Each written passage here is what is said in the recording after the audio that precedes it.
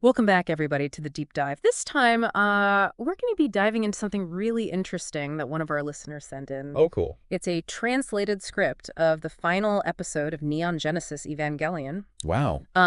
And what makes this really fascinating is that it's a literal translation. Okay. So it's like we're getting this really raw glimpse into like the original Japanese text. I see. And I'm already just kind of blown away by some of the stuff that we're seeing in here. Yeah.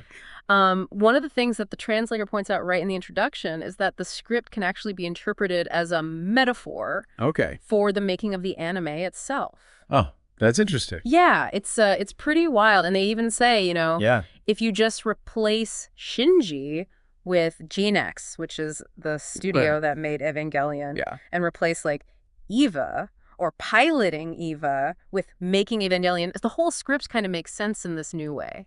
That's a fascinating concept. I mean, it really adds this whole other layer to the episode, you know. Thinking about it is this kind of meta-narrative about the creative process. Right. And it makes you think about, all the anxieties and the challenges that the creators themselves might have been going through. Absolutely. It's like they poured their own experiences into the script. Totally. You know, you can really feel that sense of like creative exhaustion, the self-doubt, the pressure of trying to create something meaningful. Yeah, and you see that reflected in the characters, too. Like, their fears and anxieties just jump off the page. Totally. There's this one line that really stood out to me. Shinji, I fear to be haten Asuka because I would disappear. Oh, wow.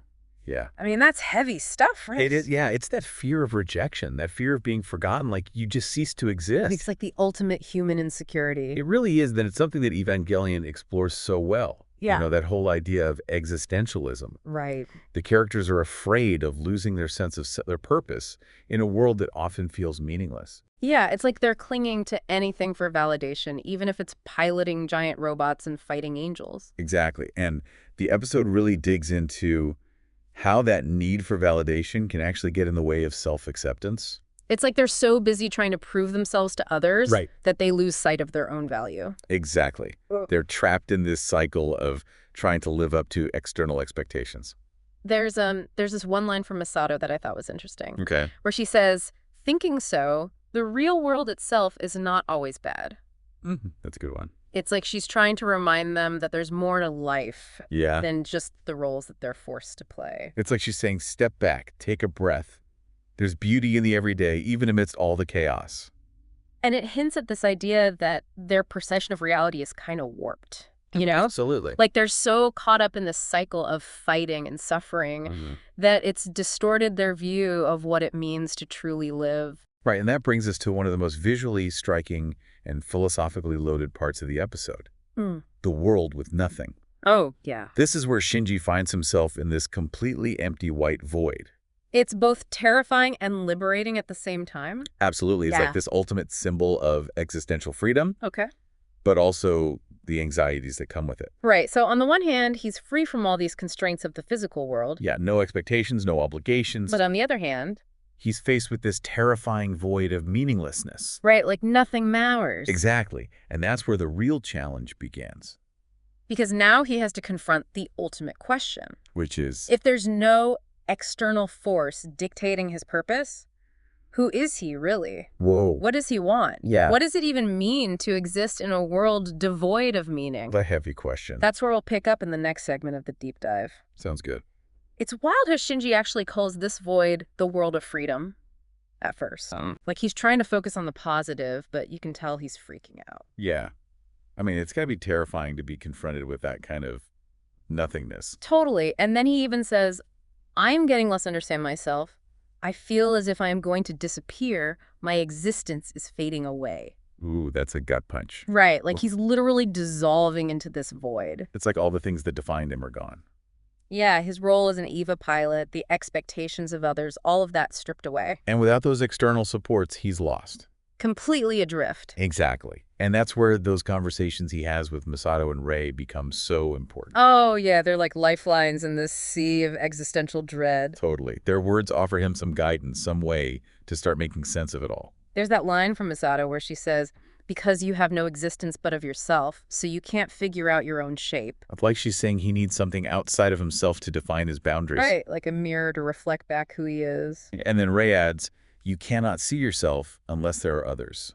Man, that line is so profound. It really challenges that whole idea of the self as this isolated, independent entity. Yeah, we always talk about, like, finding yourself. Right. But this suggests that we need others to actually see ourselves clearly. It's like our identities are formed through those relationships. So it's not just about seeking validation from others. Right. It's deeper than that. It's about recognizing that they play a fundamental role in shaping who we are. It's a subtle but crucial distinction. And it's through those conversations that Shinji starts to get it. It's a painful process, for sure. Oh, yeah. But it feels necessary, like he has to confront that emptiness before he can rebuild. Rebuild a sense of self that's more authentic, less reliant on external validation. Okay, so then the episode takes this crazy turn. Right, and out of nowhere, We go from the world with nothing to this bright, happy reality.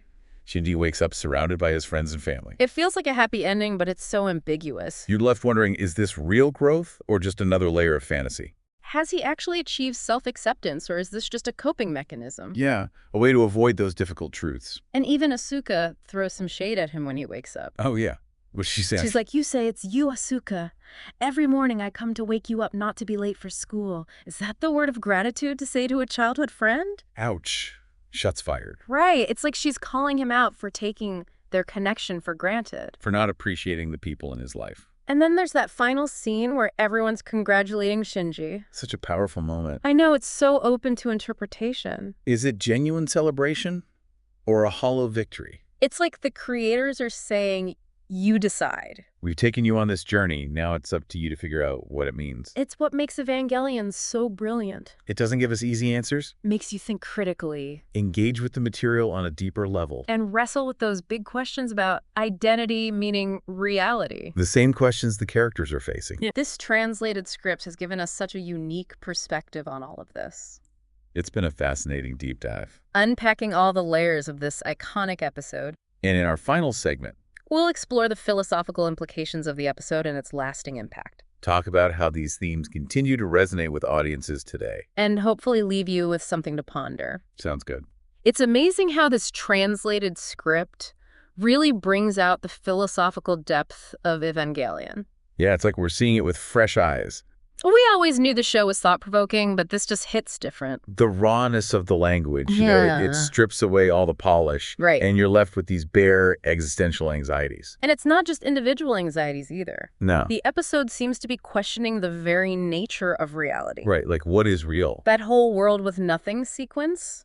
It's like Shinji's crossing the boundary between perception and actual reality. It's like he's in this liminal space Yeah. where everything we take for granted is called into question. It reminds me of that idea that existence precedes essence. Sartre. Yeah.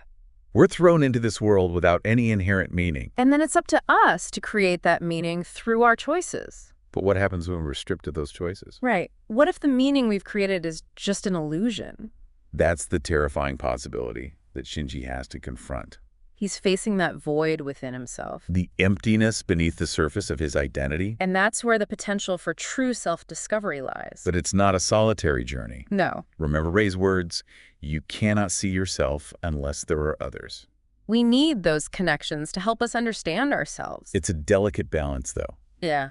You need that space to confront your own inner void. But also the connection with others to navigate that space. To create something meaningful. And the episode doesn't give us any easy answers. I bet. It leaves us with that ambiguous congratulations. Hanging in the air. Like a challenge to keep questioning. Keep searching. Self-discovery is a journey, not a destination. And that's what makes Evangelion so powerful. It embraces the messiness of human existence. The uncertainty. Yeah. The doubt. The existential angst. And it does all of this within this crazy genre of giant robots and apocalypse. Which is what makes it so unique. Pedek Yano just blew the doors wide open. Yeah, he showed us that anime could be so much more than just entertainment. It could be a vehicle for exploring these profound philosophical questions. And that's why it still resonates with people today. Decades later. It's like these questions about identity and meaning are timeless. Absolutely. And this translated script has given us such a deeper appreciation for all of that. It's been a truly fascinating deep dive. Unpacking the layers of this iconic episode. Yeah, and we hope it sparks some thoughts for you too. What does it mean to create meaning in a world that often feels meaningless? How can we cultivate connections that foster true self-acceptance? Those are questions worth pondering. Thanks for joining us on this deep dive into the heart of Evangelion. See you next time.